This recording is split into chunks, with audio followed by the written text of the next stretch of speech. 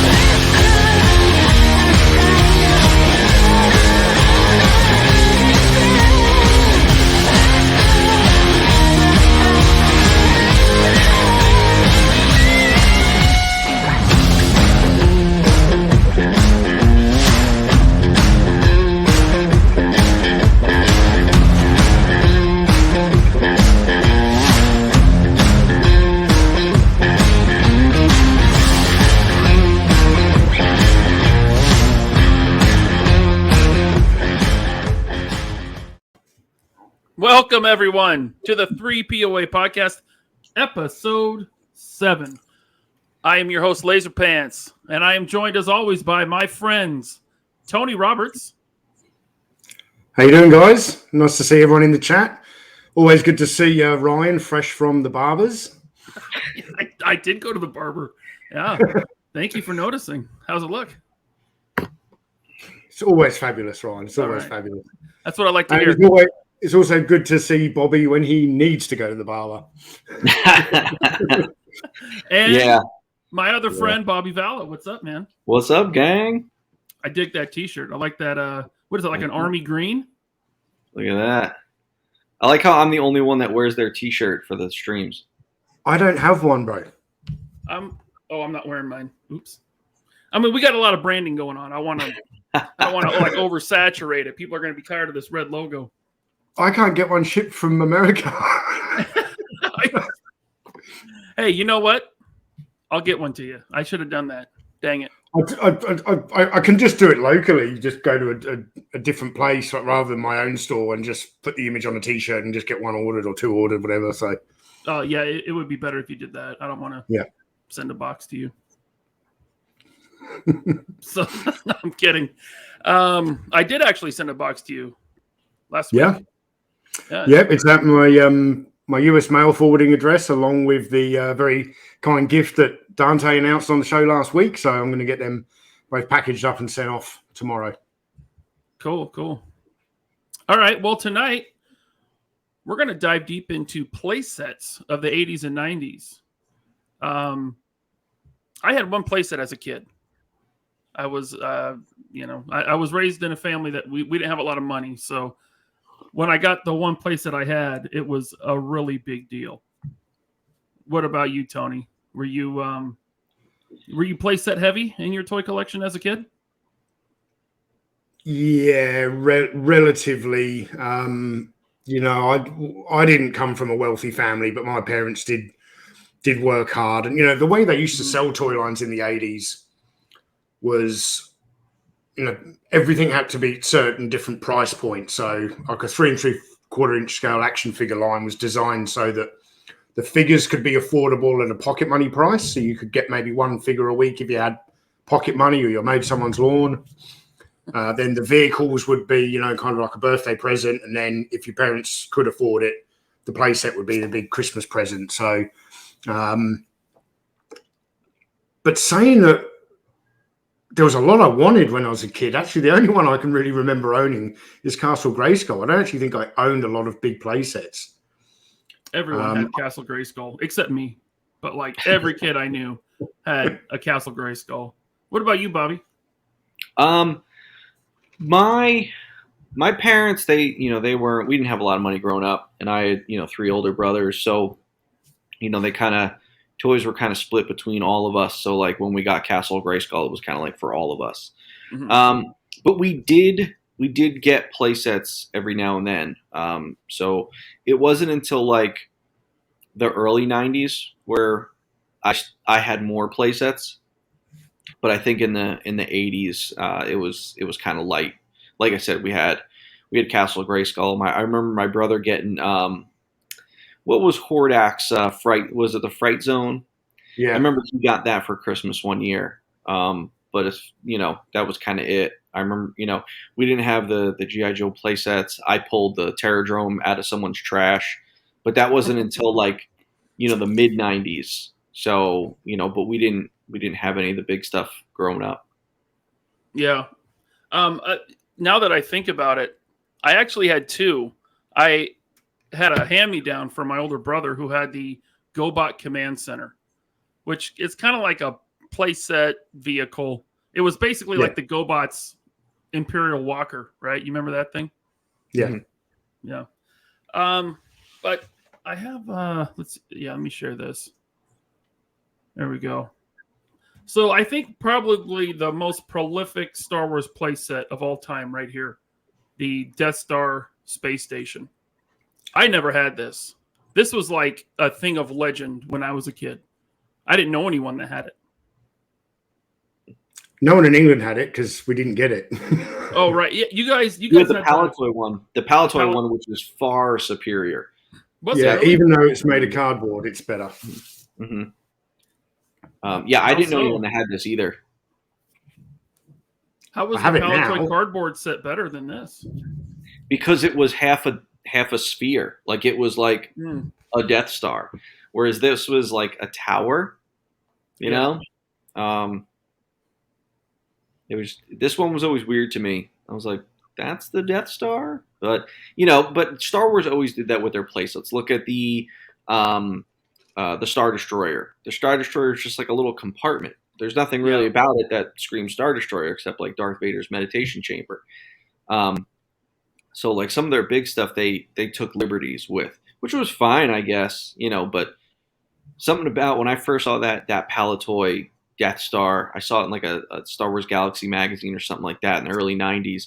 And I was like, man, that thing is awesome just because it had so many areas to play. And it was a half a sphere. Yeah.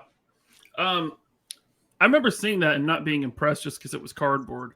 But this thing to me, like with the play features, the separate levels, the garbage compactor, although they were really small and they weren't exactly movie accurate, the playability for a kid to me looked like it would have been amazing.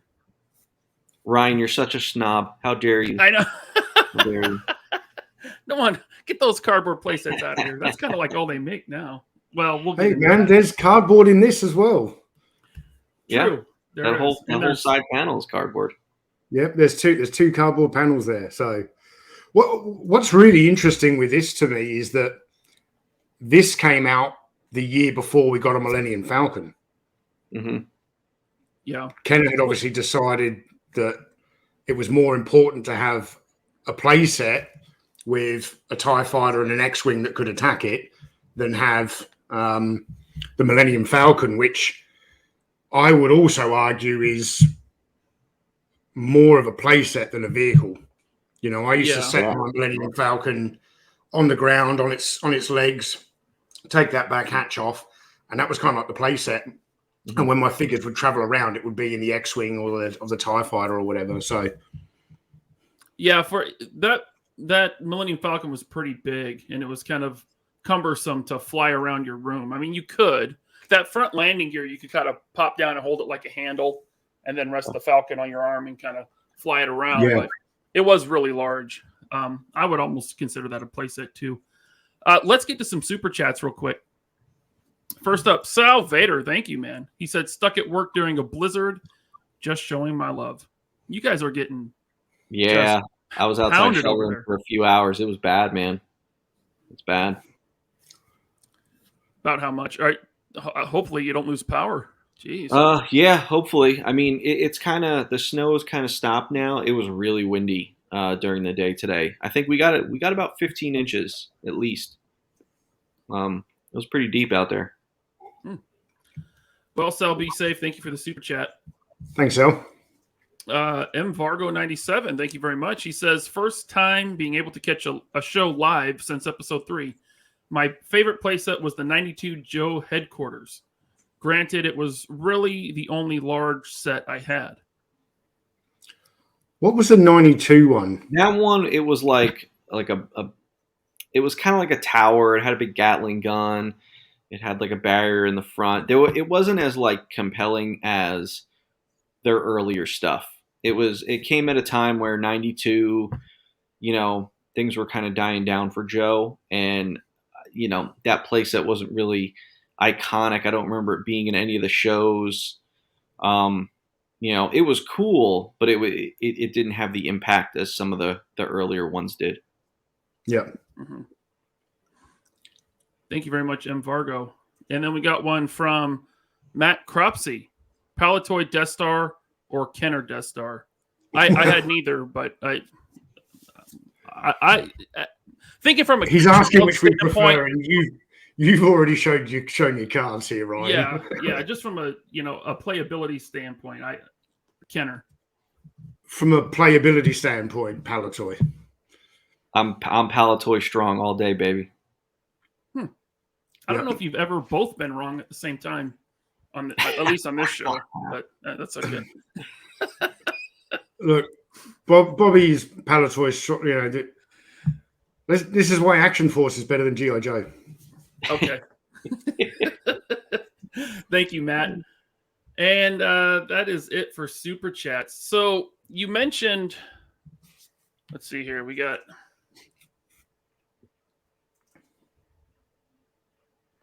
I don't know what's going on here. My computer's screwed up. You mentioned that Castle Grayskull. Was that like your first playset? And what are some of your memories of it? How did you acquire it? Was it a gift? Did you save your lawn mowing money or? Castle Grayskull for me was a Christmas gift.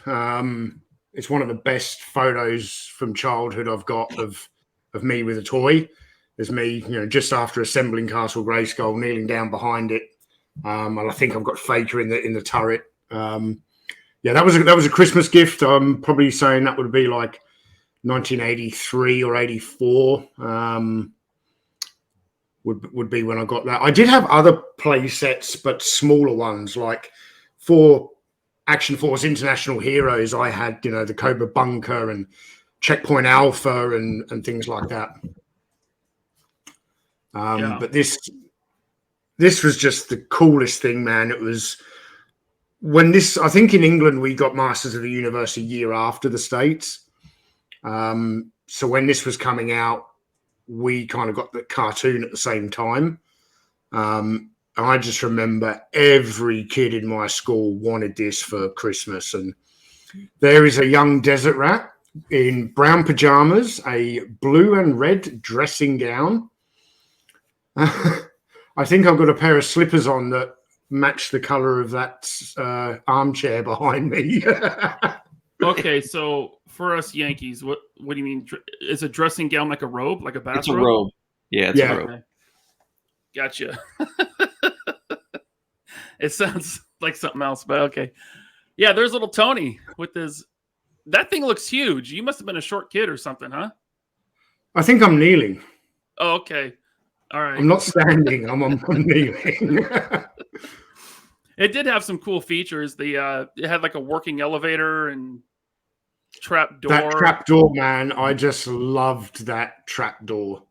And I'm pretty sure I ended up breaking a part of mine. I don't remember which part it was, to do with the trap door. So it was either like the latch that held it up or the little peg in the bottom of the throne when you turned it that activated it. Maybe I snapped the peg off or something.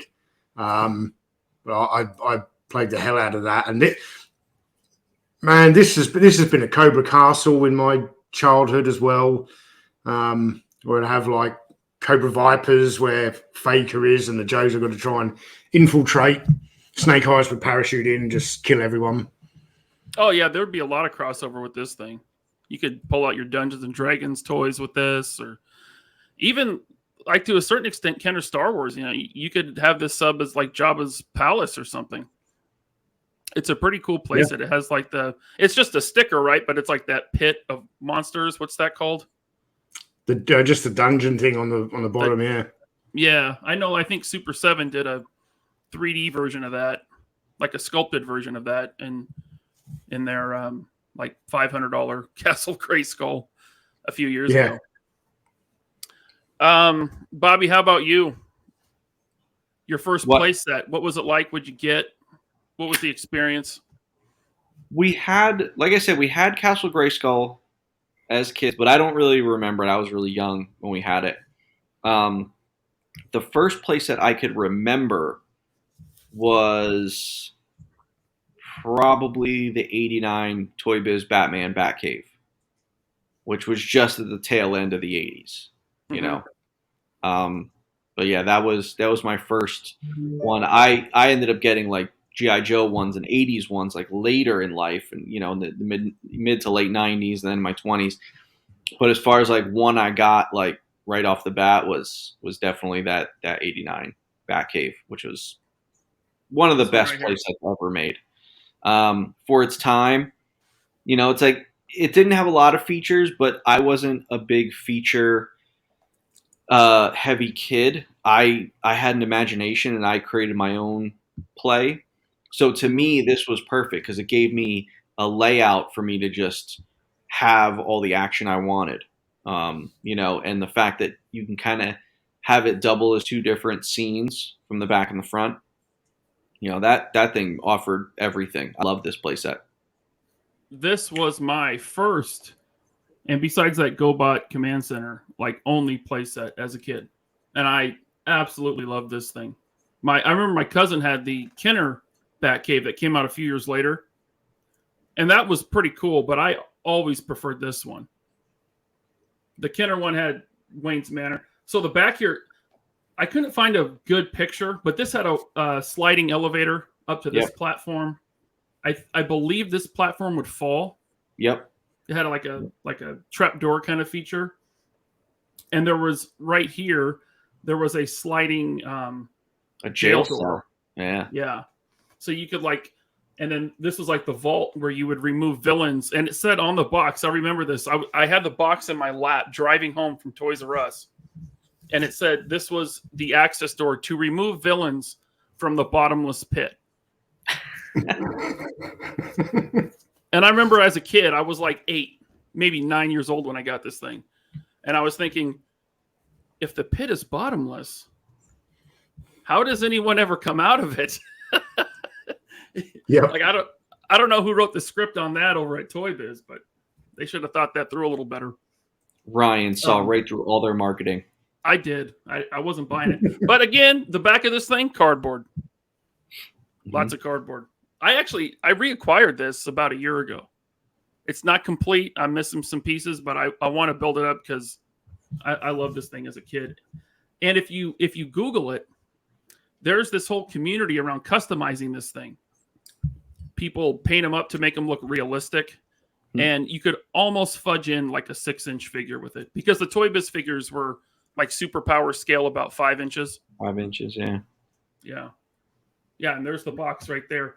So here it is. Right here on the back of the box. Hinged door to retrieve figures from the bottomless pit. That was hilarious. This button up here would drop the door to the jail cell. In the comics, has Batman ever had a bottomless pit in his Batcave? Of course not. No. No, Toy Biz was I don't know. They were a brand new company at that point. I think Toy Biz started in the very late 80s. Yeah. By the guy that headed Marvel for a long time. Ike Perlmutter. Ike Perlmutter started Toy Biz. We got a few super chats here. Jeremy Jernigan, thank you very much, man. He said, my favorite playset of all time was the Karate Kid Dojo. Castle Grayskull was an extremely close second. I don't remember that at all. Yeah, I remember the Karate Kid line. That was a very underrated line. And I know that dojo goes for big money nowadays just because it was rare and there's a lot of pieces to it. Yeah, that was a pretty obscure line. A World Made of Cardboard. Thank you. He says, my wife's grandmother had that chair. Tony's Christmas picture. Oh, really? Yeah, those chairs in the 80s, man, like the floral print or the The pinstripe. Those things were friggin' ugly. Like, what was going on? Well, really, they were left over from the 70s. My parents had like these blood red chairs with like a floral print and hideous. And then we got one from Gerard O'Connor. Thank you. He says, "Hey, chaps, and hello, chat. Can't stay as it's date night. Just wanted to show the respect you dudes deserve." Thank you, man. Thanks. Gerard from the UK, it looks like. Appreciate that. And then Matt Cropsey, thank you. He says, "Simpsons World of Springfield sets were my favorite growing up." Who made those? Playmates. Yeah. Oh, were those coming out when I was an adult? That was late 90s, early 2000s. Okay, so I was already out by then. As far as collecting toys that weren't Star Wars. And we are caught up on super chats. Okay. So, we got more that I want to talk about here. I wish my computer was agreeing with me, but it's not. Bobby, didn't you say you had this Kenner playset? I did. So, the first issue of this playset, they did it like 4 or 5 times. I had the original one for Batman Returns.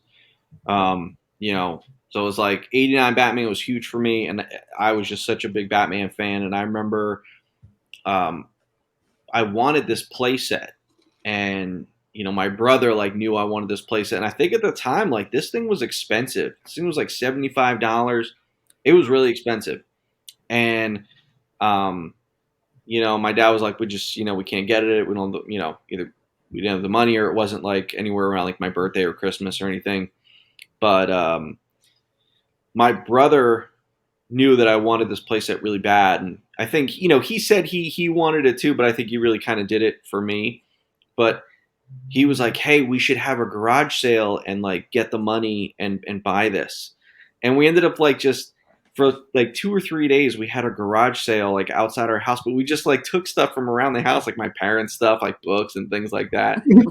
And we just started like selling just anything. And I want to say we raised like, I don't know, 30 or 40 bucks. And, I remember my dad took us to Toys R Us at night one night, and the playset was there. And I think he kind of covered the rest of the cost. But, my brother never played with this playset a day in his life, but I had it, and man, this thing was awesome. I can remember how I had it set up in our house in the basement. My dad had like this huge like workbench area, and I kind of took over like half of it as like my setup area, and I had this set up so that it was like an L, and I had a really cool like Playmobil medieval table with like all like shiny glasses and plates, and a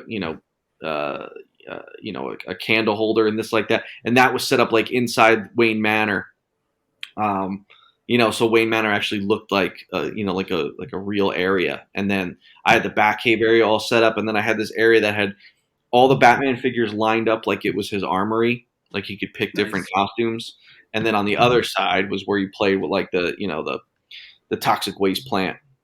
So man, this playset was awesome. Like it took everything about the Toy Biz one and it like put it on steroids, and it was like, we're just going to come out with something way cooler.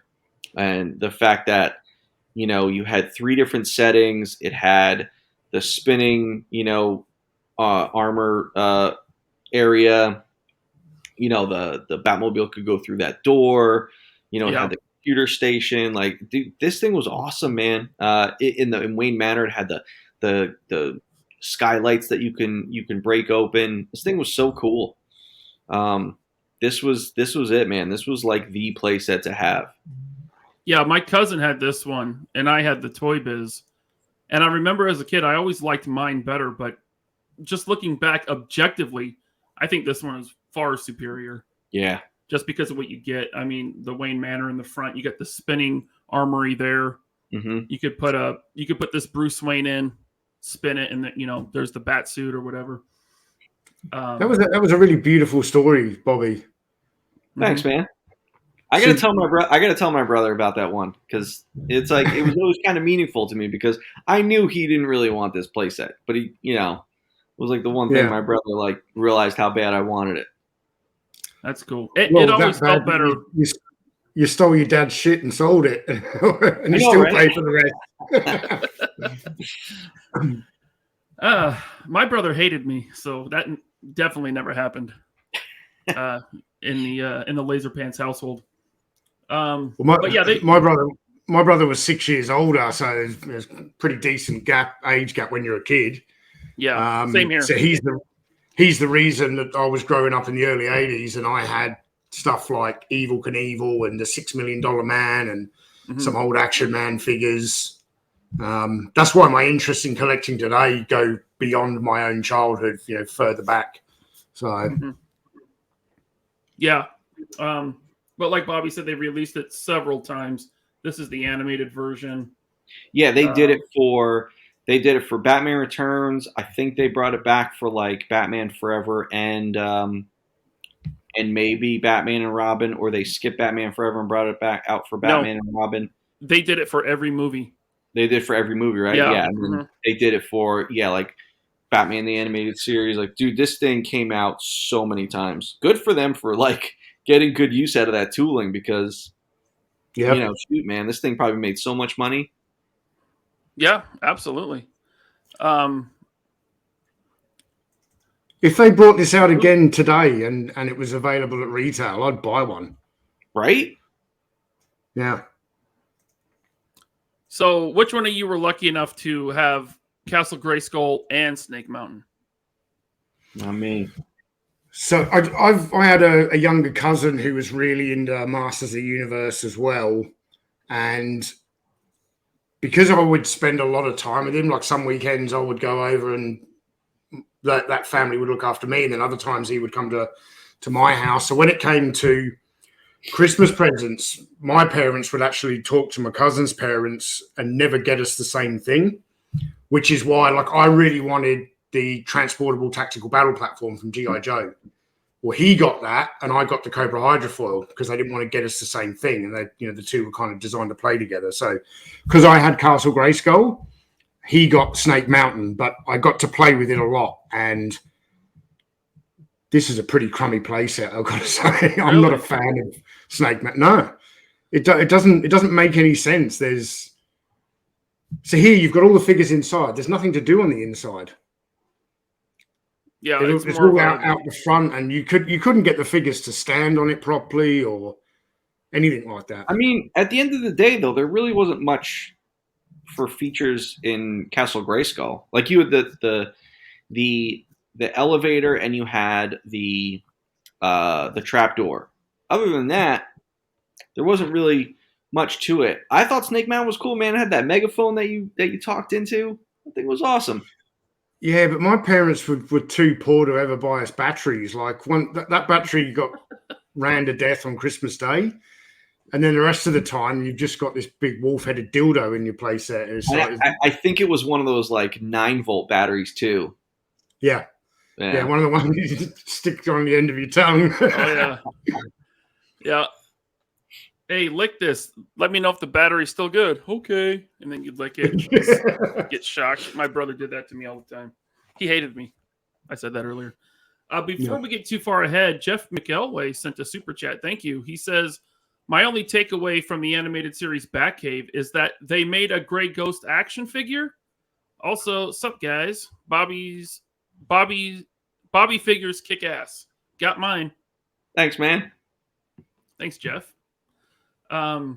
Did they make a Grey Ghost? I don't remember that. I think later on, I know that the DC collectibles line from a few, last couple of years did a Grey Ghost, but I think they put him in the animated line, like towards the end, like when they were doing Mask of the Phantasm, when they were doing like obscure stuff then.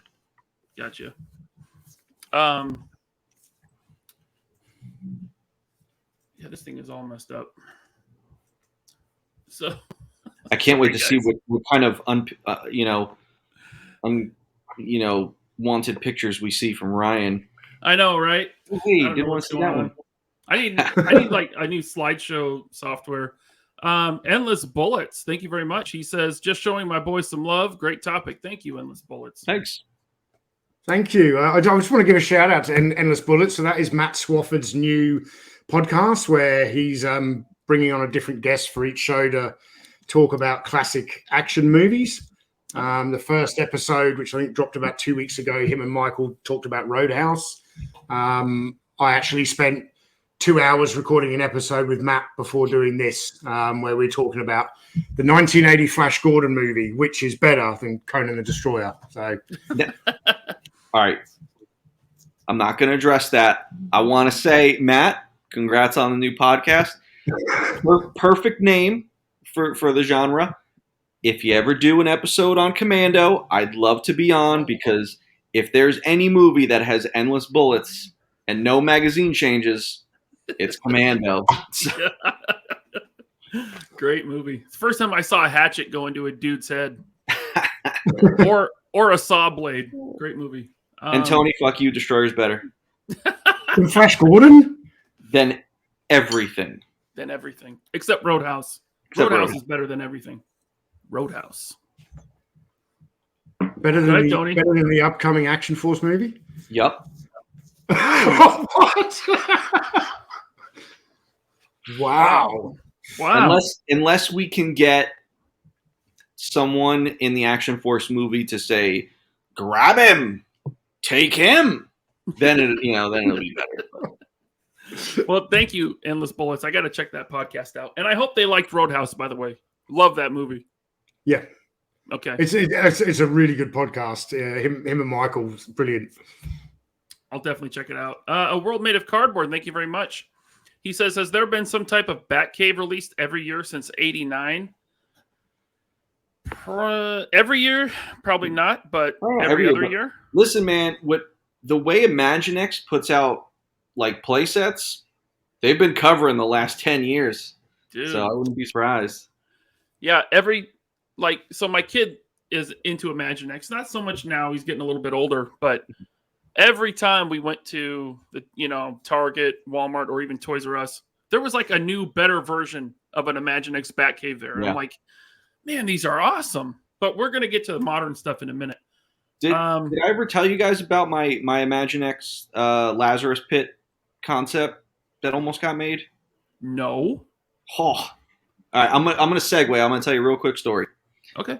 So when I was going to FIT for my toy design degree, my teacher, who I really liked, he was really talented. He was the design manager of the Imaginext line at Fisher-Price, and I was like, dude, I love, like, if I can work on any line, like any kid line ever, it would be Imaginext. I think what they do is fantastic. And for one of my assignments, I did an Imaginext concept, and I did the Lazarus Pit, and I had it as like, it was like kind of like 2-tiered, and it was almost very similar to the Toy Biz Batcave, and it had like the Lazarus Pit, and you can raise Ra's al Ghul like out of it with the elevator on the back, and I love that assignment. And I remember like I handed it in, he came to me like after he saw it, and he's like, hey, listen, would it be okay if like I pitched this at our next like concept meeting, like to get made? And I was like, yeah, dude, yeah, like make this thing. And they didn't end up making it. However, they made something very similar, and they made, like, I had put Bane and Ra's al Ghul in my concept, and they had never done those figures up in, to that time. And I remember like a year or two later, I saw a set with Ra's al Ghul and Bane. And they kind of look just like the ones I did, which, is probably just because I copied the style, but it was kind of cool. And I was like, oh man, I wonder if, he was still working on the brand then. But it would have been cool if that Lazarus Pit got made, because, man, I love designing play sets. That thing would have been so cool. It'd have been cool if they included a wrapped up in like mummy papers, Jason Todd. That would have been dope. Imaginext goes deep with their characters too. They do. They go real deep, and I love it. If you love designing playsets, Bobby, when are we getting one for Action Force? Well, costs are a bit different nowadays, and but it's something I'd like to do. I'd like to find a way to bring playsets back. Okay. You remember the really small GI Joe ones, like the bivouac and the Like I can picture a lot of the stuff that comes out today, playset wise. I'm not talking about Imaginext, which is deliberately aimed at children, but for lines like Star Wars, we've really gone away from playsets to more now dioramas. The Tantive 4 hallway and stuff. Yeah. I'd love to see for Action Force like a mortar emplacement where it's like sandbags, a mortar, all this stuff, or 50 on outpost defender, checkpoint alpha. I think the way to do play sets is kind of that way, and then make them modular so that they can connect and create something bigger. Play sets are definitely hard nowadays. Like you think about it, like the Batcave is iconic. So, Batman needs a Batcave, so that's kind of easy. G.I. Joe had so many iconic play sets from the cartoon. That was easy. Same thing with Thundercats, the Cat's Lair and Voltron, and Turtles had the sewer. So it was like the play sets were much easier to do. They were like no-brainers. Now it's definitely more challenging because it's like, what do you put that tooling cost towards that is going to sell a lot? Like you're not going to get repeat sales just because it's one thing, like the Star Wars hallway. It's like you can get a bunch of them, put them together, so it makes for easy repeat purchases. Not like the Best Spin set, which is just 2 stairs to nowhere. But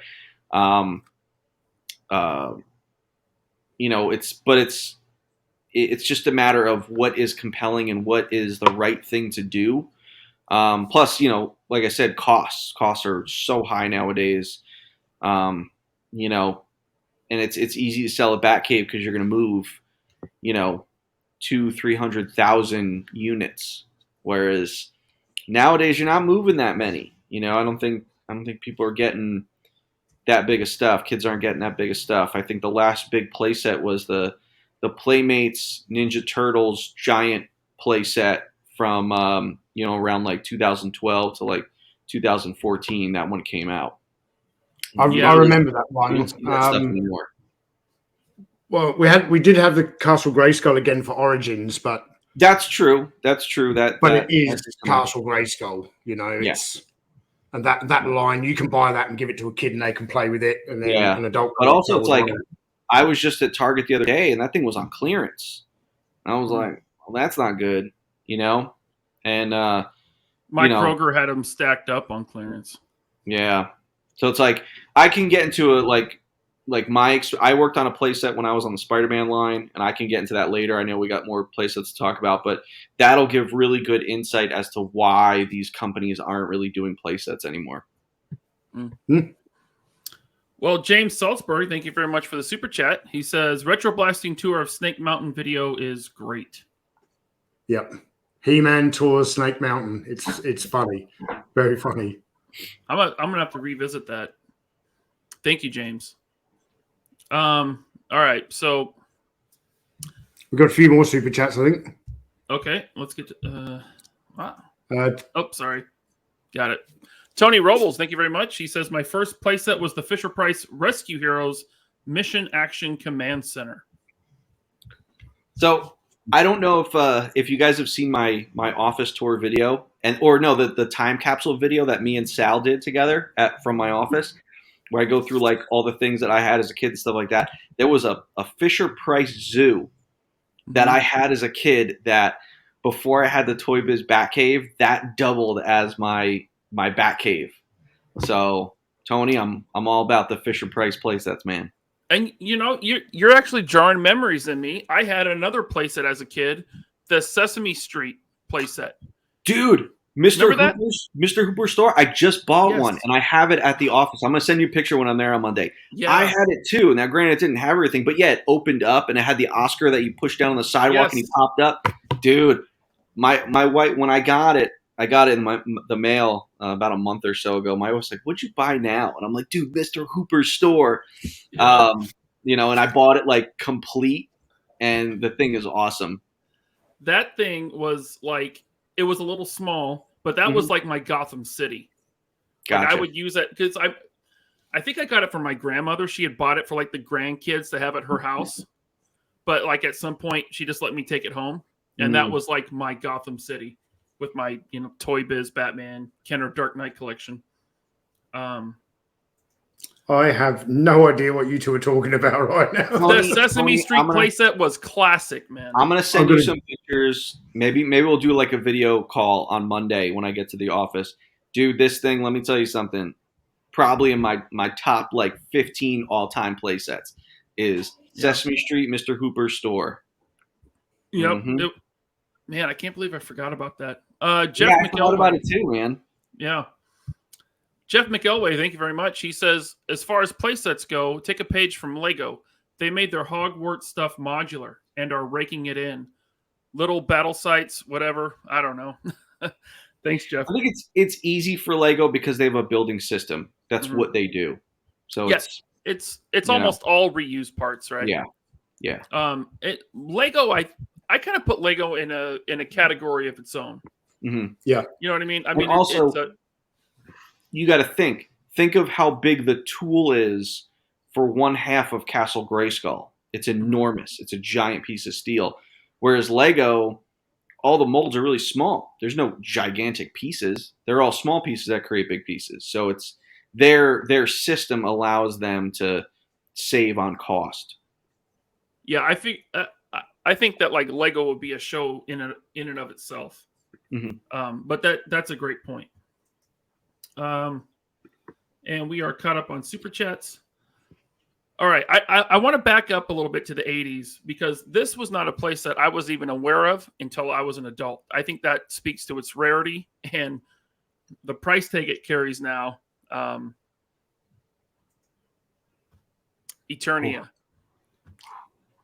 So neither of you guys had Eternia, right? Like no, I've never seen it in person. I've seen the shell of it in person at toy shows, but never complete, never in box. I guess the tracks are always breaking. They're very delicate because it has like this track system with like a rail car that goes around. Okay. But this thing is, the prices are crazy. Like whatever kid had this was like a legend. I wonder what this thing retailed for like at the time. I think it was about the same as the Flagg. It was like $120 or something. Okay. And compared to Castle Grayskull, which was 30? Like 30. Like $30. Like $30. Yeah. So you were either well off or your grandmother liked to spoil you if you had like the Flagg or Eternia. But I mean, there's not much to say about it. I wouldn't feel like I was being spoiled if someone gave me this. I think it's hideous. Oh, really? When you threw this picture up on screen, I threw up on my mouth a little bit. It's definitely a bad-looking playset. I mean, the massiveness of it is very cool, but it's, it looks like almost like the pieces don't go together. It's almost like someone kind of kit bashed it.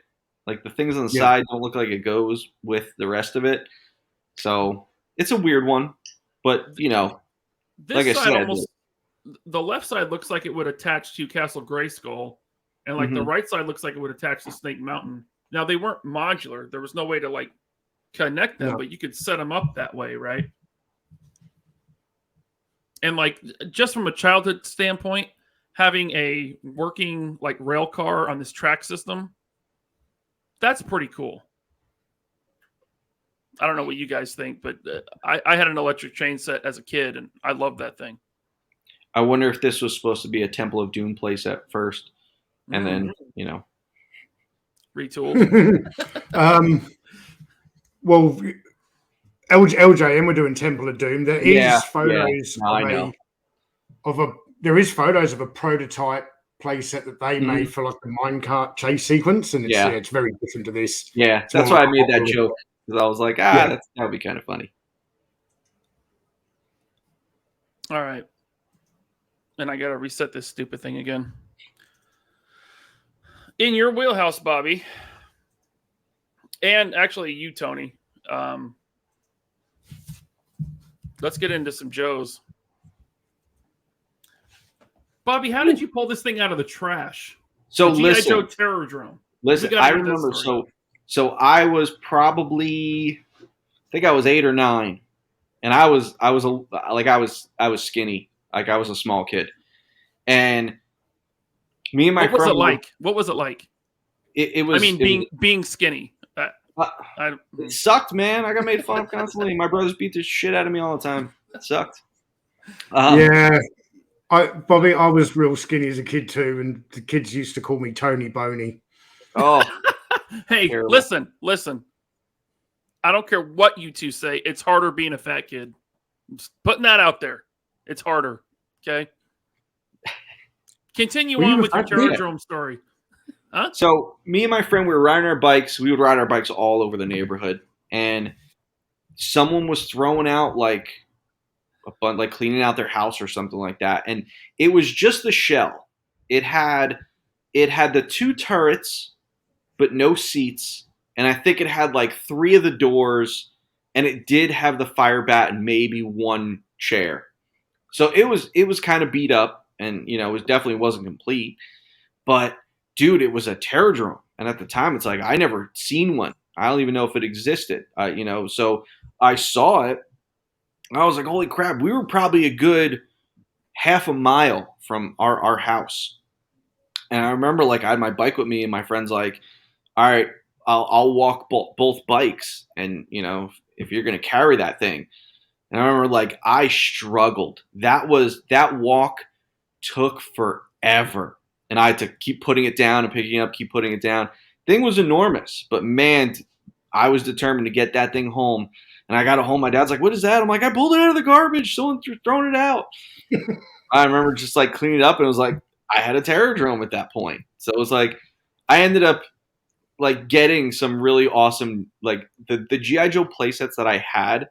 I ended up getting the Defiant later because a friend traded me for some Batman stuff, and so I the Joe playsets that I had I didn't get, and they weren't complete, but I got them secondhand through really cool means. But I'll never forget that walk with the Terrordrome.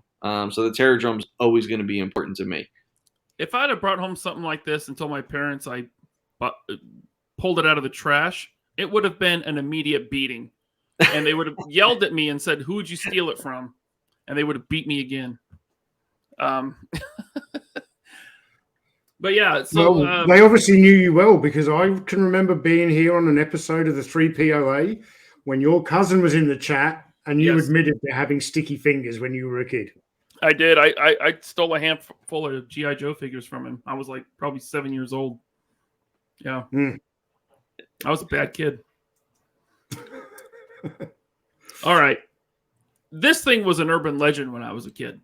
Even my cousin who I stole from, my cousin who I stole from, he had everything. He didn't have this. And they told me about this thing, and I was like, no way.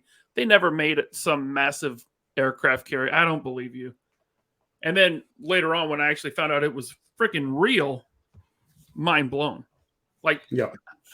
Bobby, you have one, right? I have one. At one point, I had 3.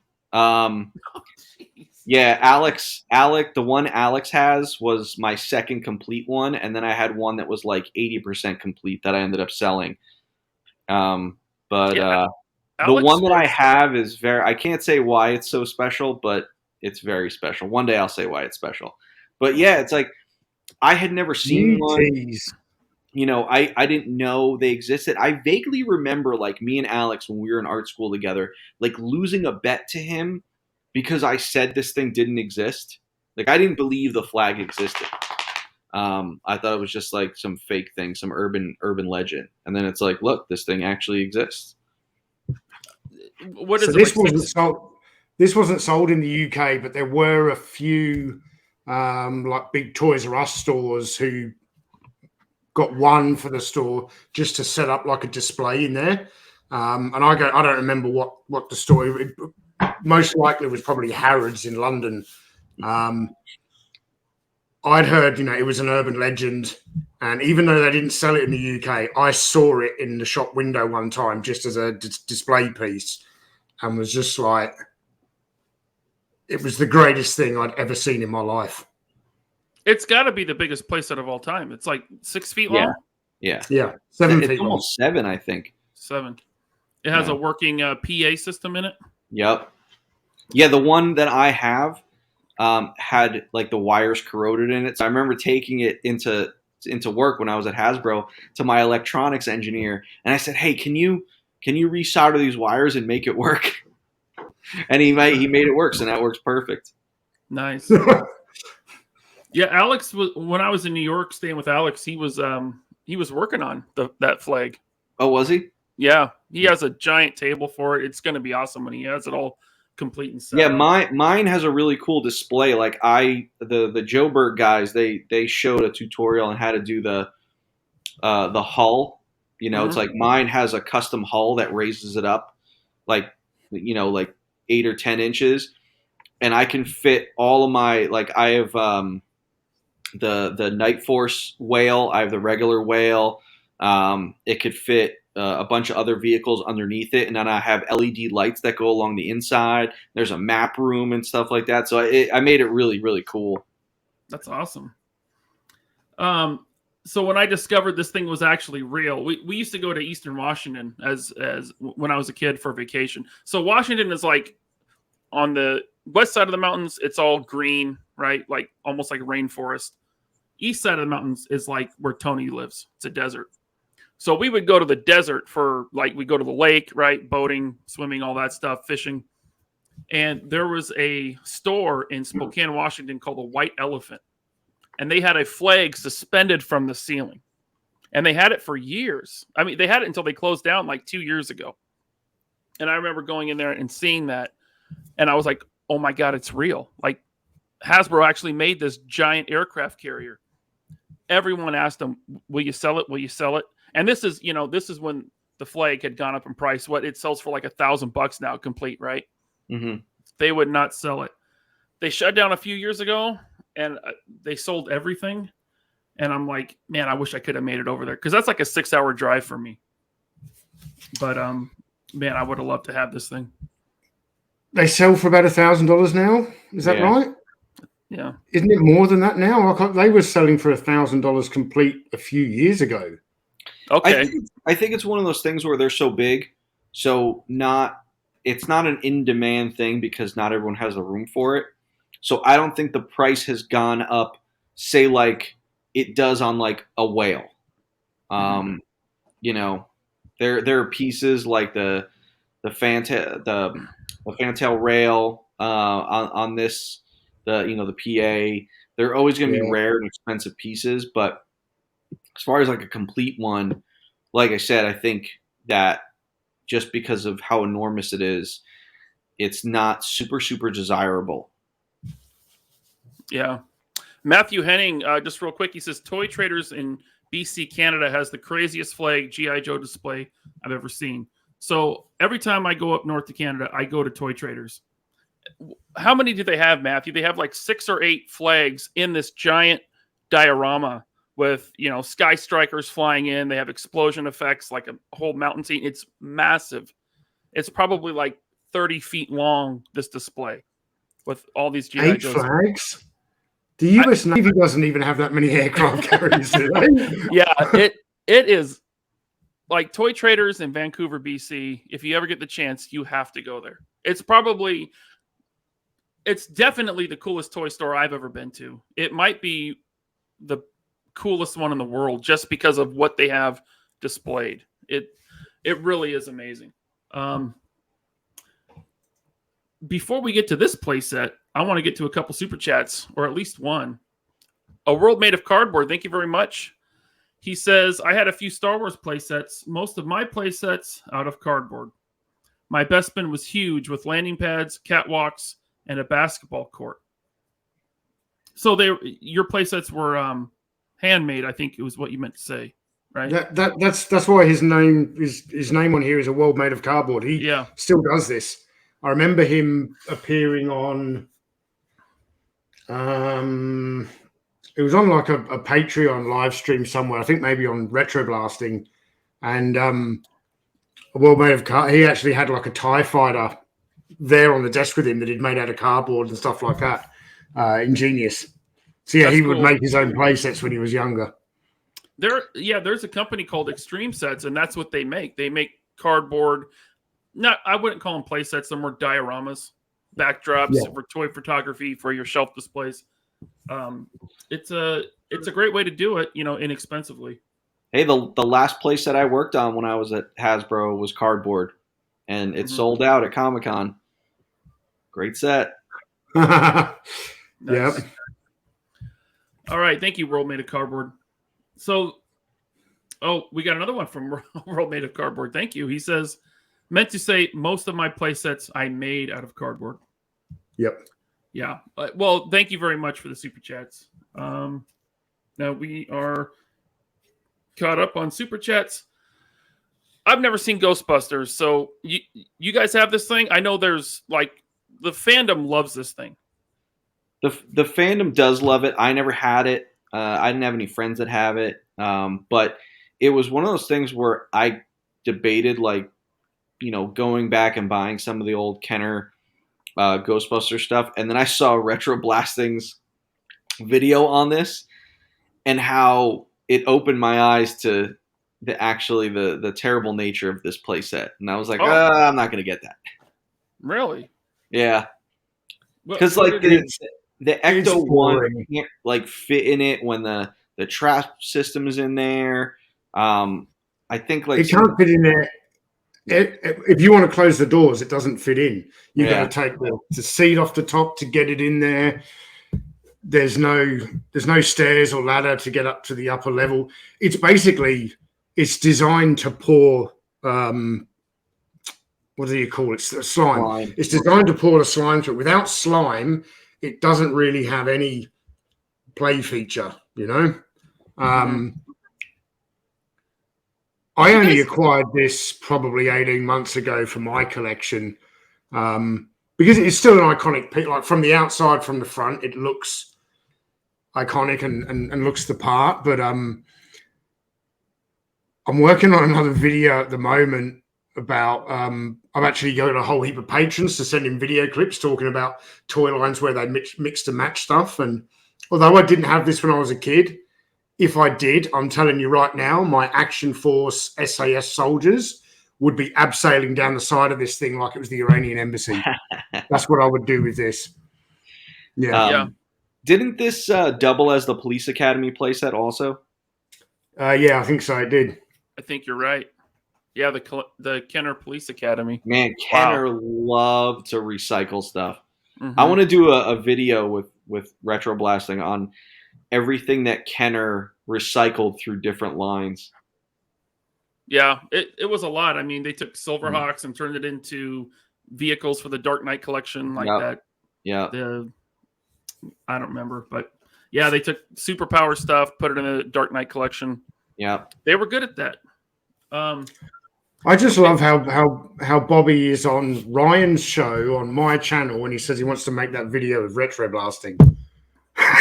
Well, because Michael and I have talked about because where it happened the greatest was in the Kenner Robin Hood line, and me and Michael are big fans of Robin Hood Prince of Thieves and the Kenner Robin Hood line.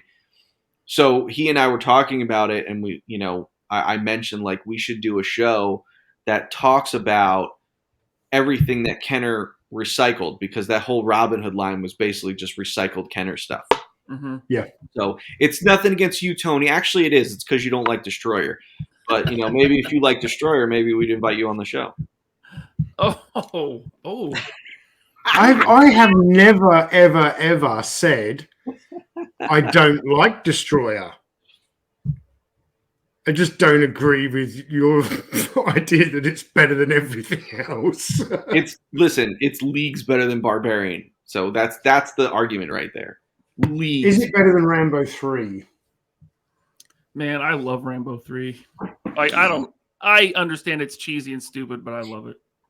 I love it. I love Rambo 3. Yeah. For me, that series goes First Blood, Rambo 3, Rambo 4, Rambo 2, and then you can forget about that last one where they advertised it as Rambo, but it was actually Jason Voorhees. Yeah, that thing was crazy, man. So just to clarify, Clay 3613 in the chat, he says the Police Academy station is not the same as this. Oh, it's not? He says it's not. I'll take his word for it. I never even saw Yeah, Police I'm not Academy certain. figures. I never even saw Police Academy figures in the store. I'm only aware of them because of that advertisement book Kenner would put in every toy, right? You remember those things? They would flip in like their advertisements for all their toys in with like every toy vehicle. Yeah.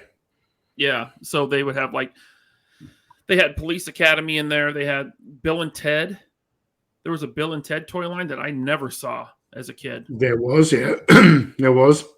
Yeah, they had a lot of obscure stuff. He's right. The Police Academy one was a totally different playset. Similar, but different. Yeah. All right. Yeah. As far as slime, with this thing being the only feature, as a kid, I was not a fan of slime. Like the toys with slime. I was like, what? No, I mean, usually if it's a bigger toy or any toy really, you're usually on the floor playing with it on carpet. As soon as that slime hits the carpet, it's nasty. You get little fibers in it, little, Yeah. I was never a fan of that. I was kind of a neat freak. Like I would play with my toys in the dirt, especially my G.I. Joes, but I would always bring them in, put them in the bathroom sink, and then like scrub them down, clean them up. So slime never appealed to me as a kid. But Are you a neat freak now? Yeah, I am. My wife would tell you. I'm very organized. Everything has its place. If something's out of place, I'm like, where is it? Where's this thing I need? I left it right here. What'd you do with it? Yeah. What about you, Bobby? Yeah, I'm like Ryan. I'm very organized. It's like at my office. Almost to an almost OCD level, maybe? Yes. In a way, like I know, like it's hard for me if I go to the office and things are slightly messy. Like I can't really start working until it's kind of organized. Yep. When I'm working on Paint Masters and doing the putting together the resin figures, I make an awful mess, and it drives me nuts. I remember when we had the guys at the office when we were fulfilling Kickstarter orders. Great group of guys, worked really hard, but one guy, he was just a little more messy than others, and he's like, like he would rip the backing off the packing slip thing, and instead of throwing it in the garbage can next to him, he would just throw it on the floor. And he's like, oh, my workshop at home, this is how I do it. And I was just like, you don't do it like that here, and there's Police Academy one. Thanks to Greg Finstand for sending that in. It looks similar. So yeah. So I like to keep it real organized. On Fridays I try to clean the office, like the bathrooms and Swiffer the floors and vacuum and stuff. But like is that why you told Sally he couldn't go to Taco Bell anymore before he came to work? Because you clean the bathrooms? Yeah. Oh, we destroy those bathrooms. But it's funny, because I just find that kind of people who have that trait naturally, where they like to be organized, particularly with their stuff. Like they might not be organized with their weekly schedule or whatever, but they'll be organized with their possessions to an almost OCD level. It's a trait that leads you to becoming a collector. Yes, I agree. It leads you to like needing to complete a set and having, like even when I display my stuff, I can't. My Action Man display is almost in chronological order of release and things like that. When I was living in the UK and I was in the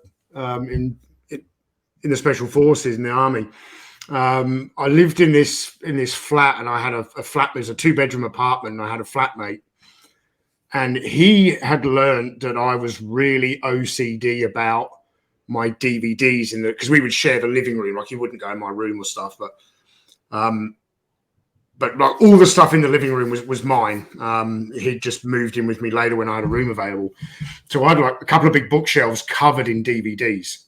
And he'd figured out that I was really, really OCD about this. I could fly away to Africa for 6 weeks with the army. I would come back, I would walk in, and he would wait and see how long it took me to notice. And it would sometimes be like 15 seconds. I'd be like, bro, why have you turned Empire Strikes Back upside down?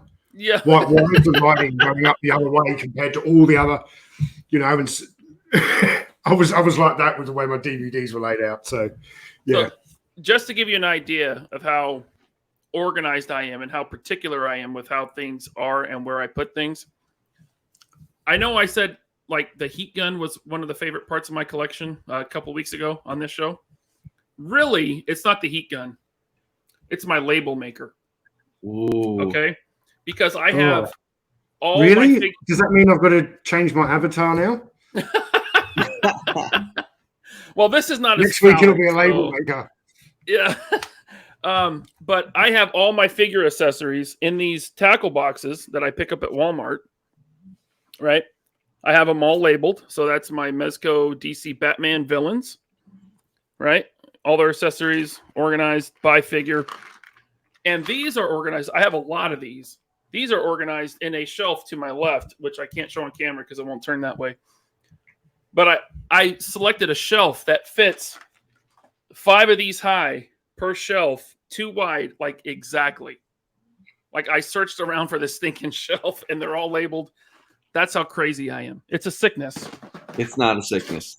It's how many Valaverse ones have you got? 2. So I got one for weapons, and I got one for that was my heat gun. Fell on the floor. I got one for weapons, and I got one for other accessories like hands, heads, backpacks, stuff like that. When Sal was at the office this past week, I think on Monday or Tuesday, and I picked up some tackle boxes, and we went through all my loose Action Force figures, and we just started putting all Condor hands and magazines and rifles and knives and stuff like that because I wanted to have all the gear organized, you know, because we were just messing around making kind of customs and things like that. But I have that kind of OCD. It's like, yeah, when I get my samples from China, each stage of each sample is in its own bin. You know, I need to get a label maker. But even like on my desktop on my computer, like my folders are super organized. Mm-hmm. I love spreadsheets and like yeah. My buddy at the factory, he was like, man, designers aren't usually this organized. And I'm like, yeah, I don't know, man. I know like a lot of designers tend to be like just like chaos and messy. And I'm like, no, man, like I can't work unless things are organized. It's really weird. Yep. I'm the same exact way. So before the chat jumps, I want to get to the super chat from Scuba Pete. Thank you, Scuba, very much. One of my favorite moderators. My favorite moderator, personally. Scuba, thank you. He says, great topic. I'm late, but this is a brilliant discussion. Well, thank you very much. Don't put me in that situation, Ryan. I was like, you're saying he's your favorite moderator. I can't choose between him and Timothy Ward and Michael Schaefer. And oh, that's right. Tim Ward and Michael. I like Timothy Ward, actually, he was working overtime yesterday on the Band of Brothers stream. He did a fantastic job. So big shout out to Tim Ward. Thank you for that. Yeah, I help mod your live streams, and Timothy is on top of things. Yep. Scuba has the best name. I'll just say that. A World Made of Cardboard. Thank you once again. He says, I am still a neat freak, but 10 years in manufacturing estimation got me out of the everything has to be exact. Maybe one day I'll be there, but I ain't there yet.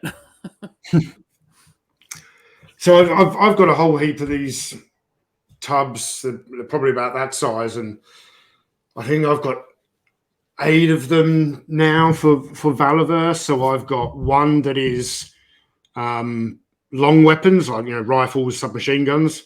I've got another one that is for the pistols and the knives and the bladed weapons. I've got another one which is an equipment tub, which has got spare backpacks and some of like the drop leg holsters and things.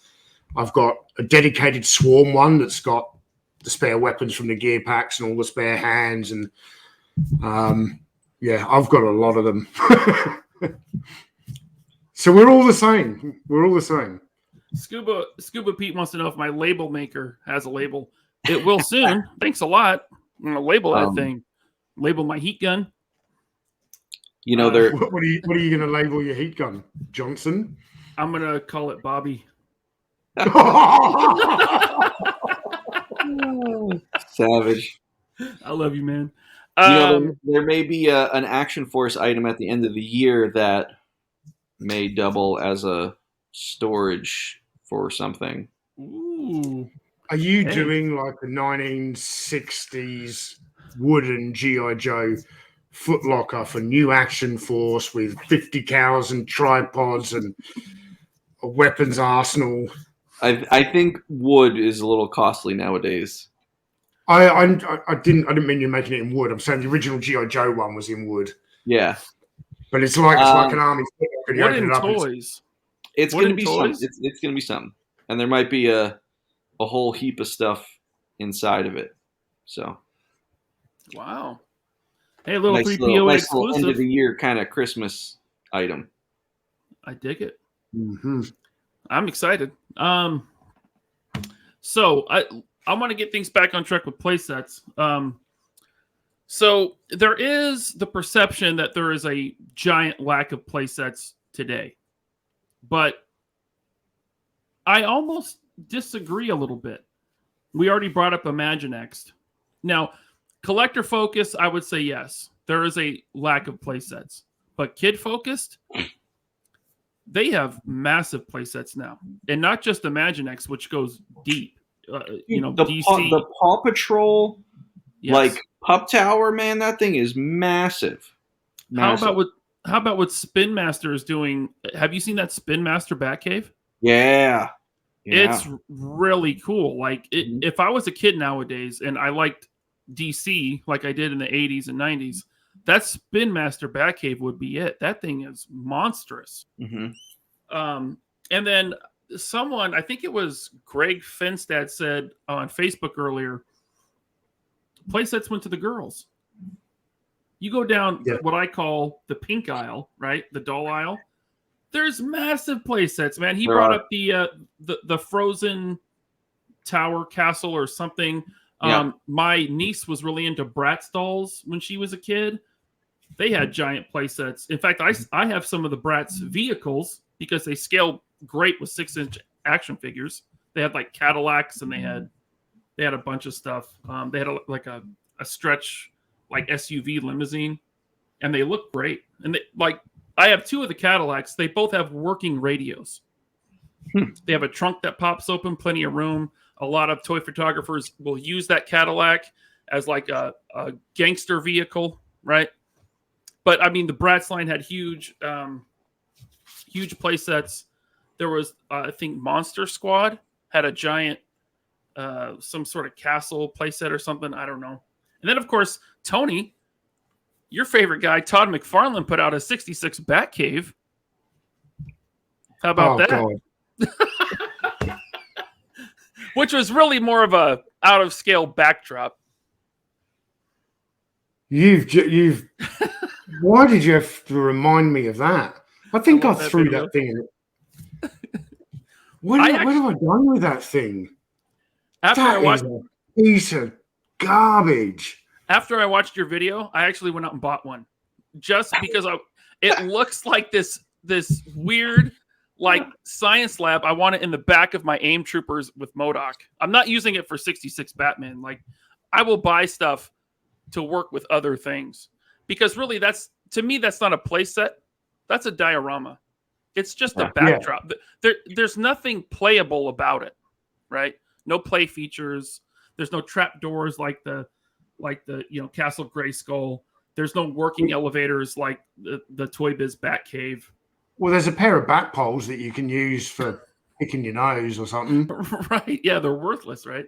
And then even Hasbro now, they still do, and we talked about it a little. They do still do Star Wars playsets, but if you're a Patreon member of Retro Blasting, you would have seen him putting together that Han Solo playset that was like basically just cardboard. Mm-hmm. right? Yeah. So they were putting out cardboard play sets for a while, and then they got into the vintage collection play sets with the Stairway to Nowhere and the Hallway, which again, they've done more than that. They've done Jabba.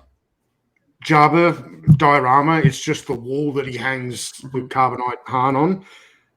Aren't they coming out with one for the Mandalorian as well, which is like from the last episode of the first season where they're in the bar? Yeah, it's the bar. And and again, it's like, oh, you can buy two of them to turn it into to have two walls rather than one, and dioramas again, yeah. Yeah, it's I think they put playset on the box, but they're not playsets for kids. I can't imagine a kid would find any enjoyment from them. They're shelf pieces. You put them on the shelf with your figures.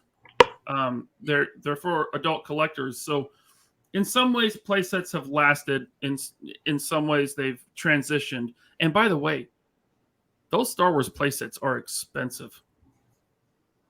And for the most part, like the Stairway to Nowhere and the Hallway, you get half a playset for $50. You get half a diorama. It's a lot. Yeah. I don't know if you guys saw Talker Art's video. Shout out to Talker Art, but he bought a bunch of those hallways, and he configured a series of hallways on his shelf, and it actually looks pretty cool. And he got them all on clearance. But if he had paid full price, that would have been like $300. What are they on clearance for? I think he said he picked them up on clearance for like half price. Okay. You know. So, but Bobby, being in the industry and working for major corporations, why have traditional play sets outside of like Imaginext, why have they kind of disappeared? So when I was at Hasbro, I was working on Spider-Man as soon as I got there in late 2012, and then I started working on Spider-Man for Amazing Spider-Man 2, and then I kept working on Spider-Man in 2014 and 15 when we were doing the animated series, the Web Warriors animated series that had Iron Spider and Agent Venom. I loved working on Spider-Man. He was such a fun character. We did this line called Web Warriors. You could show that again. And it was such a cool line because the figures had like spring-loaded arms and legs, and you can put like these rubber webs on them and fling them. And that's why like they were called web slingers. You couldn't have got me a better picture than this. Sorry, man. Tiny. It's okay. Sorry. It was the only one I found. So we were doing this great line. Now, this was the animation that was on at the time. And Spider-Man was competing heavily against Ninja Turtles as far as like demographic. So like boys ages 4 to 7. And the Ninja Turtles line that Playskool was putting out from like 2012 to 2015 was fantastic. It was such a great line. And I told you guys they did that giant Turtles sewer playset. That thing was enormous, and it was like $200. They also did a bunch of small playsets. They did like zipline playsets. So like for this line, I was like, yo, we should do a playset. However, the guy who ran all of design, this douchebag, he's one of those guys where like he'll have an idea and he'll pitch it at a meeting, and then the idea is bad, and then you do the idea and the item doesn't sell, and he doesn't take any credit for it not selling. It's just like, oh, okay, like advent calendars. Well, anyway, when the G.I. Joe Rise of Cobra movie came out, they did the pit playset. That thing was huge, absolutely massive. And it bombed. It bombed. They lost so much money on it. It was so expensive to tool. So he would always tell people, no playsets. We're not doing playsets. So it wasn't an industry thing. It was a company thing. Like Hasbro was very against doing playsets in boys action. And you got to think, that was 2009 that pit playset came out. This was 2014. So all that time, he wouldn't let anyone do play sets. And we're kind of sitting there like, dude, Turtles is killing it with play sets. Killing it. So I remember like, all right, we're going to pitch a play set. And I wanted it to be like this shooting gallery because like you had these guys shooting webs, and I wanted it to be tons of targets, tons of features and actions and things that knock down and flip up, and totally something cool that a kid would get behind. And I remember like we started out as a $40 play set with no figure, tons of features, made this cool concept model for it, and we showed it to like retail, and retail was like, yeah, we want a figure, like it should come with a figure. Now this is how dumb Hasbro sales people were at the time. They had these dummies running things. Instead of saying, well, now granted, this is either, I think it was the target buyer. The target buyer said we want a figure in the play set. And we want it for $30. Now keep in mind the figures were $10 figures. So if you put a $10 figure in a $30 play set, you really only have a $20 play set. So instead of the salesperson saying to the buyer, well, Turtles doesn't come with a figure, so we're not going to come with a figure, they said, okay, yeah, we'll have it come with a figure and we'll drop the price. The salespeople at Hasbro had no balls whatsoever.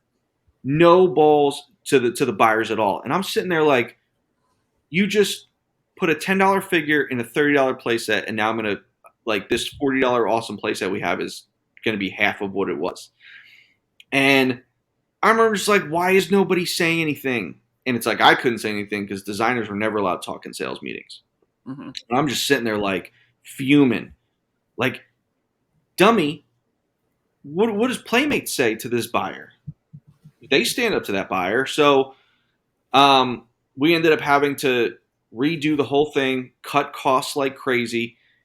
And I've always said that this is the worst item I've ever worked on.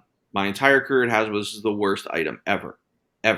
And it should have been something cool because we finally were allowed to do a play set.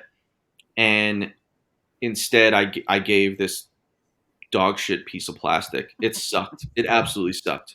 And they did terrible marketing for it. And I think it flopped. I think it was a flop of an item.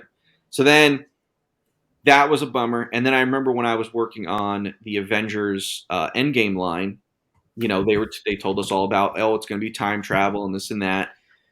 And I created this model for to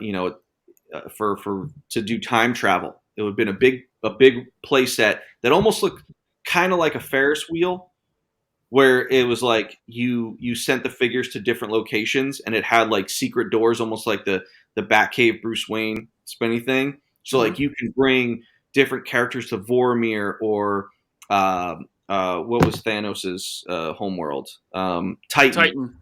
Yeah, and it went to all these different things, and it was such a cool, innovative play set. And I remember we were in a meeting pitching it, and that the guy who ran all of design, who hated play sets, was in there. And we were like, okay, we're gonna take you through the play set. He was like, no play sets. Didn't even let us show the model. He said no play sets. Right there, the item was killed. Right there. Man. So that just goes to show you guys that you have companies that do play sets like crazy. And then, you have Hasbro who, just because of one person's feelings about stuff, doesn't want to take the chance or anything like that. So why do you think Marvel never had play sets? To this day, when was the last time Marvel had a play set? Star Wars gets to do these play sets now, but that's very collector based. Mm-hmm. When it comes to like Star Wars and collector, they're kind of allowed to do anything they want. But it's like, dude, we were trying to do a kid play set for the Avengers Endgame line. And it's like, this is Avengers Endgame, like a huge line that we knew was going to sell millions and millions of dollars. And he was just like, no play sets. Didn't even show this model. This model we spent thousands of dollars on. And it was like, how do you have that kind of mentality? It's the same mentality where, because they had this marketer there who had a bad taste in her mouth because she got burned on Rise of Cobra, she thought that we shouldn't be doing G.I. Joe product without entertainment. And that's why my classified line, which wasn't called classified line, got killed. And now she's no longer with the company. And look, they're doing a classified line without entertainment, and it's doing very, very well. So it's like you have these dummies that are in these higher up positions that have this skewed way of thinking, and it causes good items to not get made. And, that's the sad part. So that's kind of why, like to what you said, Ryan, playsets are thriving. Like, companies are still doing it. It's just, look who's not doing it. Mm-hmm. Hasbro Kid is not doing playsets. Yeah. I've had a few people this week after I put out the video about like what I'm looking forward to with Series 2 of Action Force, Mm-hmm. And I've had a few people in the comments saying that they don't trust me. I'm biased because I'm in the line and I'm Bobby's friend. So I reckon I might go on eBay and buy one of these and review it. I was thinking the same thing. I want to get one of these now. It's so bad. Let me tell you something. I was embarrassed of this item. Absolutely embarrassed. I was so upset, like, to the point where I remember like, after we did it, I said to my boss, I'm like, I want to redo this. I don't want this item to come out. He goes, we don't have the time. You can't redesign this thing. And I'm like, this is terrible. Like, this is absolutely terrible. But literally, when they cut the price down and put a figure in, like, we had to go to tooling, like, fairly quickly. We had to get something done ASAP. And I remember, like, I had to whip something together in, like, an afternoon on what the features were. And I, tried to salvage some of what was in the original design. But, man, it sucked, dude. It sucked. I don't even own one of these just because I didn't want it. Well, look at it this way. After this, you went and you made the Kingpin Build-A-Figure and totally redeemed yourself. So it's all good. I do want to get to a super chat from our friend Jeremy. Thank you very much. He says the Sherwood Forest playset got a lot of use from me. I'm well aware that it was a reuse from Return of the Jedi, but I loved it nonetheless. I had it. It was great. This might be controversial. I think it's better than the Ewok playset. It is, because it has the foliage. Mm-hmm. It's definitely better. Yeah. Tony, did you just wince when I said that? No, I just got a text message on my phone to say that my next purchase of Bannerverse Action Force has cleared customs, so I got excited. Oh, nice. I didn't wince when you said that. I completely agree with you. It's superior to the Ewok Village. Yeah, the Ewok Village looks like Endor after a hurricane's come through. Yeah. Bobby, I know you said it earlier, but I think the Robin Hood Prince of Thieves line is massively underrated. 100%. But it's still very affordable, which is good if you want to collect it. Yeah, it's Michael one of picked those up a bunch. It's one of those lines that, everything is kind of getting hard to collect nowadays, but Robin Hood, Dick Tracy, even though the blank in Dick Tracy, but like those two lines, like the figures are really, really cheap to get. Yeah, it's an easy line to get. Yeah, I've always wanted to start collecting the Shadow line for the similar reason. That's another easy one to get. I just bought another mail away hologram ring. I couldn't help myself. Nice. And I think the Dick Tracy Playmates line is still pretty affordable. I have the cop car from. Yeah, that's what I was saying. The Dick Tracy line, except the blank. The blank is just absurd. Well, thank you, Jeremy. So, being that I don't know about you guys, I don't really use play features on stuff. I prefer stuff not to have play features. So now as an adult collector, I actually prefer the more diorama type of stuff, like the hallway, like the Stairway to Nowhere. Now, I have no interest in those because I don't collect that scale. And I feel, especially with that Stairway to Nowhere, you kind of have to buy two, which makes it a very expensive purchase. But for me personally, playsets now, the way I collect now, I do pretty much just want dioramas. Yeah, I agree. I mean, I'm like strictly a modern collector almost. Besides the very few items that I have, thank you, Tony, for the Defender, the Rambo Defender. Love that thing. What about you, They're Tony? getting harder and harder to find now. Huh? They're getting harder to find now. A lot of people are picking them up for 6-inch. Well, thanks to you. I don't think it was just me. Yeah, I know. But so, Tony, being that you are primarily a vintage collector and you like to collect the older play sets with the play features and stuff, more, I would say almost purely kid focused. Mm-hmm. Now, today, what would you prefer to see on the store shelves as far as play sets go? One of my favorite play sets appeared in or parts of it appeared in my review video of Valorverse Action Force Series 1, and that is the Rambo Savage Strike Headquarters. That thing's got this giant watchtower. Mm-hmm. Okay, it's got a trapdoor at the top of the watchtower that, I've never used. But it's got a communications kind of corner hidden behind a corrugated wall. There's a communications layout.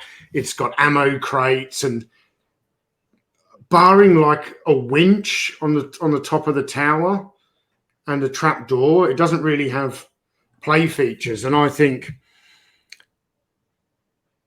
a play set for Marvel Legends characters is actually really hard to come up with what it's going to be. Like, Batman's got a Batcave, but the Avengers Tower, that's to me not very exciting thing for a playset.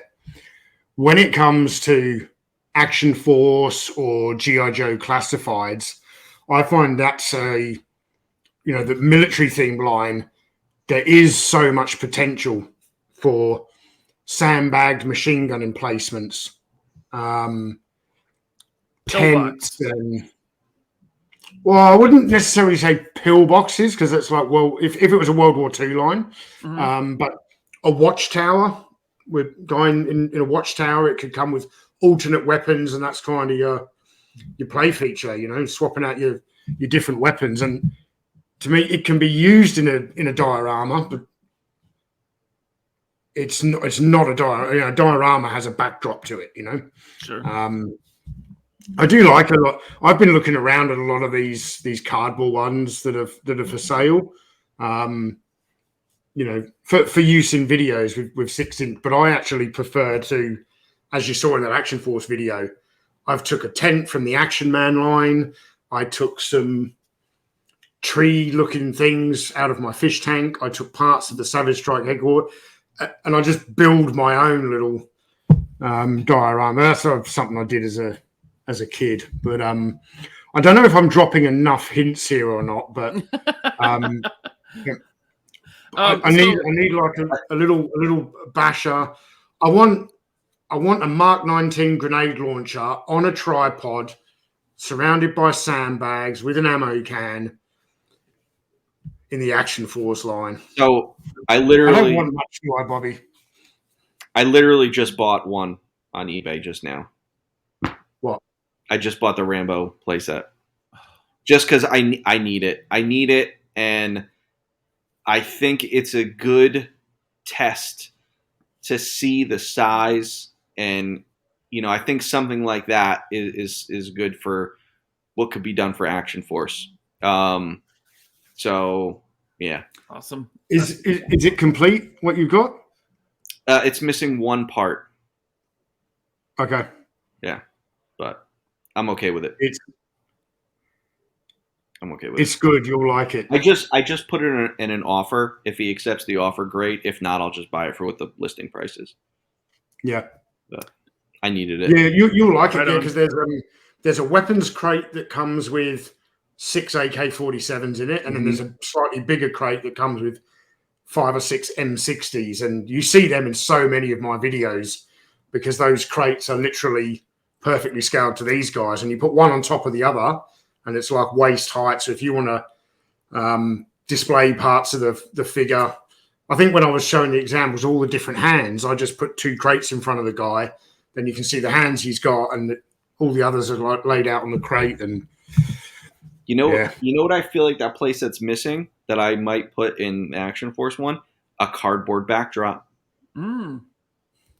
maybe with some vehicles in the background to give it some depth.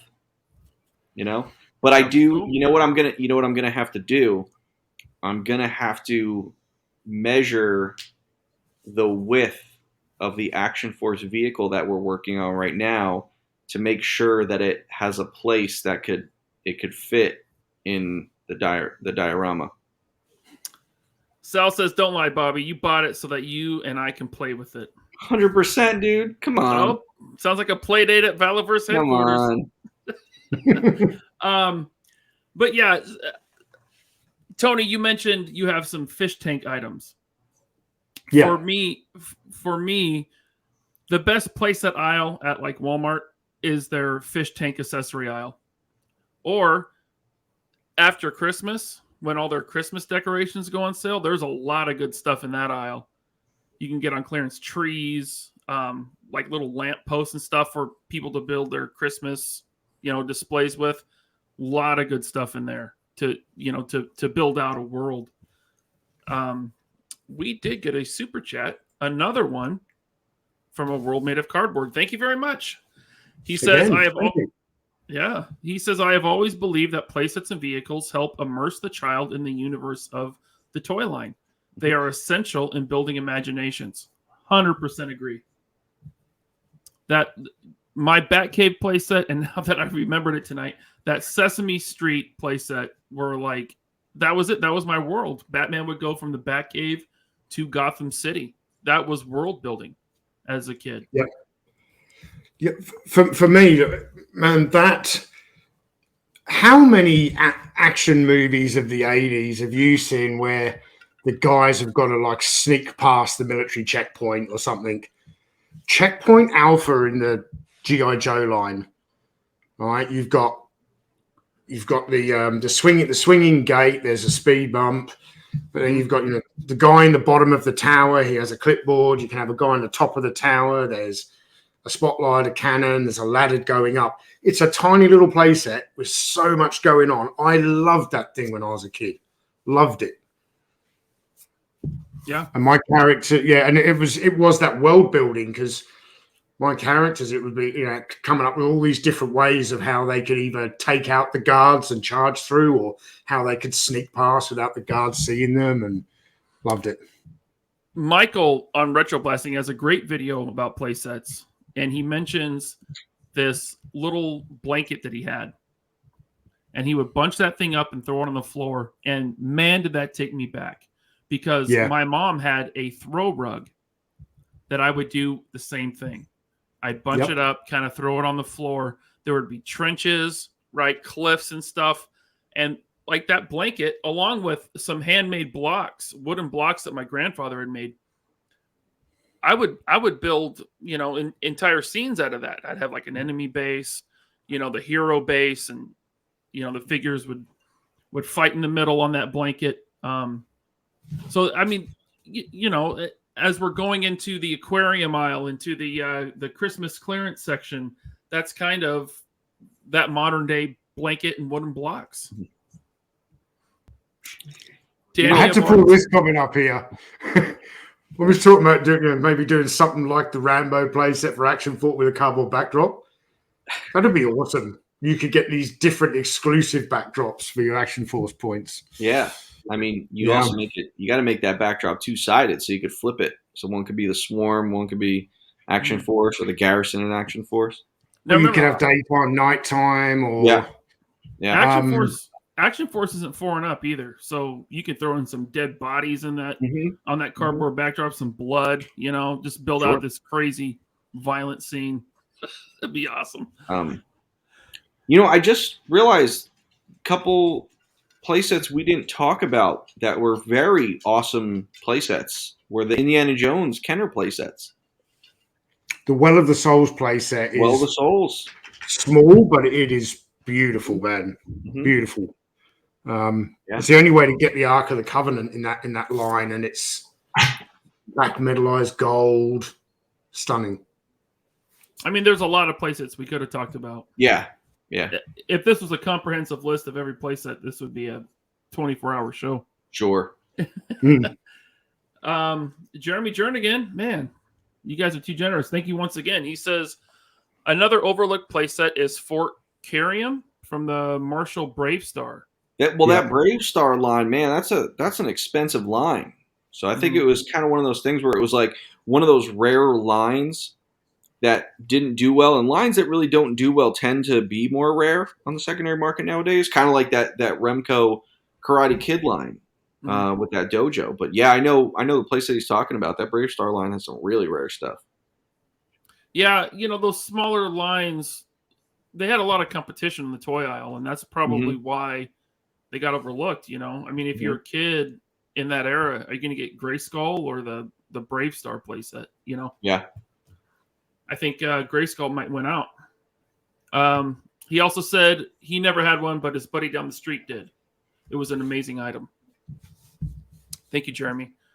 And then another one from World Made of Cardboard. Thank you. He says, could modular components work to make playsets for larger figures? Absolutely. I have a few. I think it's Nova Revol. It's basically like, it's a modular playset. It has working lights, but you can build it kind of any way you want. It's almost like Legos. It's almost like a Lego set with bigger pieces. They snap together. It's very modular. You can build tunnels, backdrops. It has a very sci-fi look to it, almost like Alien, something from the Alien movies. And then there's the FX system, which has lots of different options. You can get subways. You can get Death Star walls. You can get all kinds of stuff, and that also is very modular. It's small pieces that you snap together however you want, kind of like Lego, and you build out your diorama, your scene. So that's absolutely an option. And a friend of ours, Brian Rowland, he's working on a modular, 3D printed modular diorama or playset type of thing. Is that the guy who made those shields that you were showing me the pictures of earlier? Yes. Yeah, they look awesome, man. Yeah, the SWAT team shield. So I'm getting 4 of them from him, so I'll definitely send you guys a couple. And then we got one from Unboxing Art. Thank you. He's got a lot of good Action Force reviews on his channel. Yeah. He says, a lot of us have custom play sets. We call them dios because I guess we're adults. Love playing outside with figures, making stick fences and trenches. Yeah, man. I think I talked about it on this show. My parents had an atrium off the side of their house with dirt planters, and I would dig in that dirt, and there was big rocks, and I would build out these whole scenes with my Joes as a kid. Love that. And we got one from Skydro Walker. Thank you very much. He says, save 15% at Extreme Sets when you use the code Skydro. Thanks, man. Extreme Sets are the ones that do the cardboard backdrops. Yeah. So cool. SKYDRO, 15% off. And, I know it's just cardboard, but as far as if you want dios, Extreme Sets is a relatively inexpensive way to go. Yep. And they have a lot of options. Thank you, Skydro Walker. And we're all caught up on Super Chats. So, I think we covered everything. I think we can probably wrap this up. I kind of get a feeling this is a topic we can revisit in the future. Yeah. But before we do head off, are we doing a show next week? Because we can. Isn't it Toy Fair or something this week? No, Toy Fair is canceled, but all the toy companies will do like their own thing. They'll do their own reveals and stuff in lieu of not having a. I don't think so. It's usually towards the end of February. Okay, all right, all good. But our next, I got confused. Being that our next scheduled show is the 12th, I will not be in town. I will be in the Bahamas. Nice. We can do a show next week if you guys want. We'll chat amongst ourselves before we tell the audience. Okay. After I'll keep everyone updated. So if we miss the 12th, maybe we'll do the 5th of February. We will be back on the 26th with a guest, Jeff Hicks from WCBS. Nice. And the 26th into February, we'll have plenty to talk about as far as modern toys go. So I think that's going to be our topic. There's going to be a lot of reveals because it's Toy Fair season, even though there's no in-person Toy Fair this year. So we're going to kind of look at all the reveals of modern stuff coming out. And, you know, we only bash and trash stuff here. So that's what we'll do. We'll just talk about how horrible everything is, and we'll be very negative about it. And, you know, people will be very upset with us, and they'll watch the show anyway. Who cancelled Toy Fair? What's that? Who cancelled Toy Fair?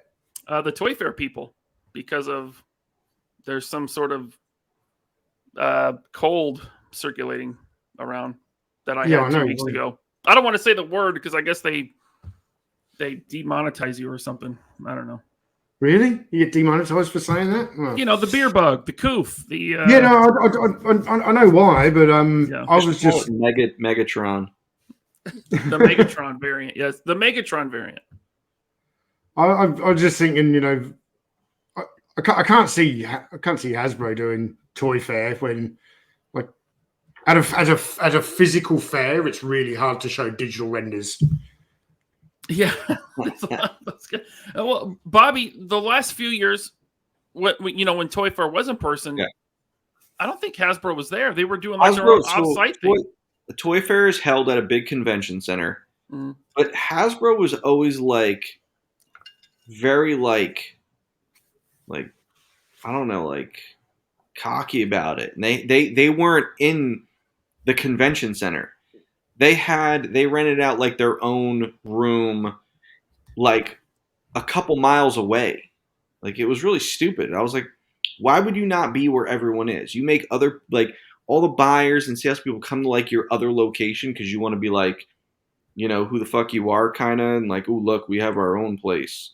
It's like, dude, everyone's there. You're not that special that you need to be somewhere else. I always thought it was stupid because I would want to walk the floor when I would go to Toy Fair. I'd want to see what other companies were doing, but it's like we were stuck at this other location, you know. So it's just annoying. And then getting through New York City, it's like it was just a pain in the ass. But you know, I remember like me and Ryan Ting, we would do you know, our reveals and stuff in like this upper room. They would always rent out these swanky places. It was stupid. But you know, they would have we would show stuff. The thing with Toy Fair is what they'll do is they have like reveals like at night, and then like the next day they have like all the press people there, and you kind of go through stuff. That was how it was when I was there.